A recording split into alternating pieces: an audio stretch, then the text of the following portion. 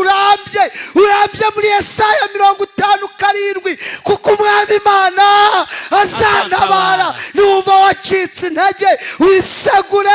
Yeremiya 33 nabaza ndagutabara wereka ibikomeye biruhije utamenya. Nubona byakomeye wiyorose ikuvureri ivuga ngo nta jambo Imana ivuga ngo rihere. Uwiteka akuryamishe mu cyanya cy'ubwatsi bubisi. Ongera ubeho kuko sinshaka kubona poste za RIP kuri wowe. Arangije ashyiraho udushusho cyangwa se utu emoji tugaragaza amarira. Ibi byatumye abantu batangira kwikanga babona ko ibintu bishobora kuba byahinduye isura. Pastor Theogene yari muntu ki? Pastor Theogene yari umupastor ukunda kuvuga ijambo ry'Imana cyane.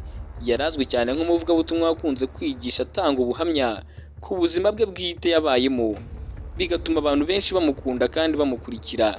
Nimba ataragera iwanyu nubwo mpamya ko yahageze, ariko waramwumvise ku maradiyo, ku bitangazamakuru bitandukanye. Pastor Theogene yari umuvugabutumwa mwiza. Mu kiganiro gito umuvugizi w'itorero ADEPR amaze guha imvaho nshya, yemeje ko Pastor Theogene Niyonshuti yitabye Imana kuko yagize ati nubwo bitaratangazwa ku mugaragaro, ariko twamenye ko Pastor Theogene yitabye Imana azize impanuka ubwo yavaga mu gihugu cya Uganda. Yahamirije imvaho nshya ko aya makuru yamenyekanye ahagana saa 9 za mu gitondo cyo kuri uyu wa gatanu.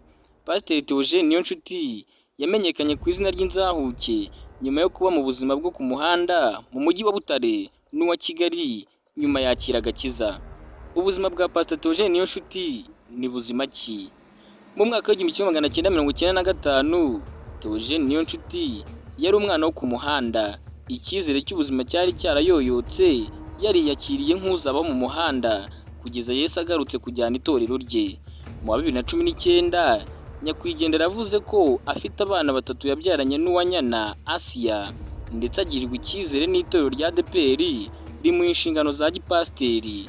Niyonshuti yinjiye mu buzima bwo ku muhanda yirwanaho nyuma y'ibikomere yasigiwe na jenoside yakorewe Abatutsi mu 1994, aho yasize umuryango we wishwe. Umwana wari waravukiye mu muryango wishoboye mu mezi 3 gusa. Ubuzima bwe bwarahindutse, aganiye umuhanda akawirirwaho akanaharara. Mu buhamya yajyaga atanga yigisha urubyiruko, yavugaga ko mu muhanda yitwaga Muhwere, ubu Sawuli yahindutse Pawulo. Nyakwigendera yigishaga akoresheje amagambo yisanisha n'ubuzima bwa kera bwo kunywa urumogi no kurara mu tubyiniro. Pastor Niyonshuti yivugiraga ko ari umwe mu bakozi b'Imana batarya iminwa iyo bigeze ku ngingo ijyanye no gutanga ubuhamya bw'ibyo yanyuzemo. Ubusanzwe avuka mu muryango ukomeye, ariko nyuma ya jenoside yabayeho mu buzima bugoye ayoboka inzira yo kwicira inshuro.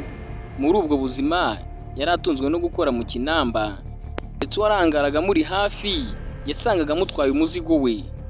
Nyuma yo kurambirwa n'ubwo buzima bwo gushakira amahoro mu rumogi n'ibindi, mu 2003 nibwo yafashe umwanzuro wo kwakira agakiza, ndetse agahamya ko akigahagazemo yemye na bugingo n'ubu aho Imana imuhamagariye.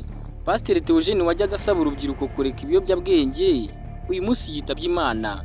Urusengero yinjiyemo bwa mbere mu 2003 nirwo yabereye umuyobozi Mukove muri paruwasi ya Kimisagara.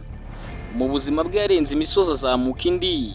Yari afite ubuhamya bukubiye mu bice nka 3 birimo ubuzima bwo ku muhanda, uko yakiriye agakiza, mbese uko yakiriwe n'abakristu, kurambagiza kwe no kwerekanwa kwe yambaye inkweto z'abagore, no kwicara mu bisubizo by'inshingano za gipasteri.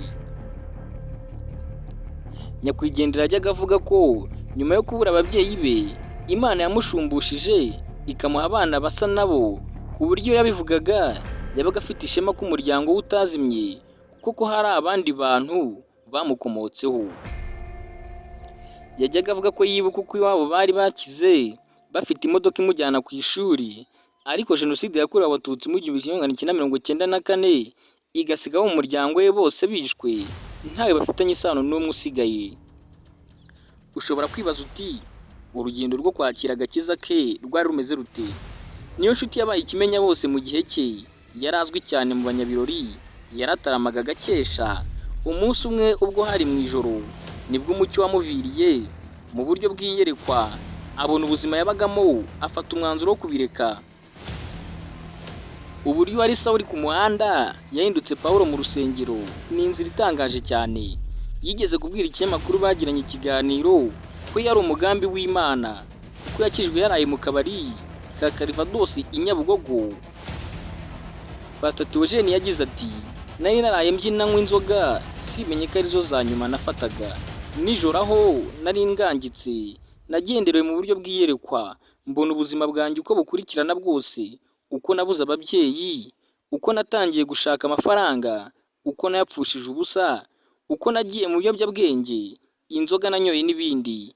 Iryo yerekwa rirangiye nibwo natatse ndavuga ngo, Mana, igihe namaze nkorera Satani kirahagije, uhereye none nje kugukorera. Icyo gihe yegereye umugore w'umukristo bakoranaga aho yozaga imodoka, aramuganiriza amubwira ko Imana imufiteho umugambi mwiza.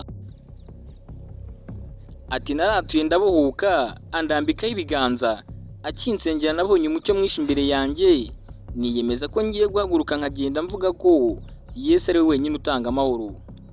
Bwakeye njya muri Nibature, niga inyigisho shingiro z'itorero, baza kunyakira ndushaho kwegera Imana cyane, nayigenda imvugaho byinshi kugeza mbaye pasiteri.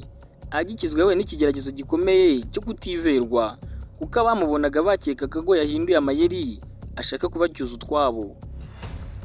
Mu kubara inkuru y'ubuzima bwe, yajyaga avuga ko yageze aho yasohokaga mu rusengero, abadiyakoni bakamuhobera, babikora atari urundi rukundo, ahubwo bakeka ko hari ibyo yaba yibye akabihisha, bityo bashaka kumusaka. Reka twihanganishe umuryango we ndetse n'inshuti ze muri rusange, kandi nawe tumwifuriza iruhuko ridashira. Pastor Theogene abantu benshi baramukunda kandi n'Imana iramukunda.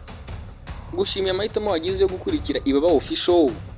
Nimba utarakora subscribe, kanda subscribe cyangwa sabone, ukore like ndetse na share. Nurangiza gukurikira ibiganiro byacu bica kuri Ibaba Official umunsi ku wundi, mwifurije amahirwe n'umugisha uturuka ku Mana aho uri hose.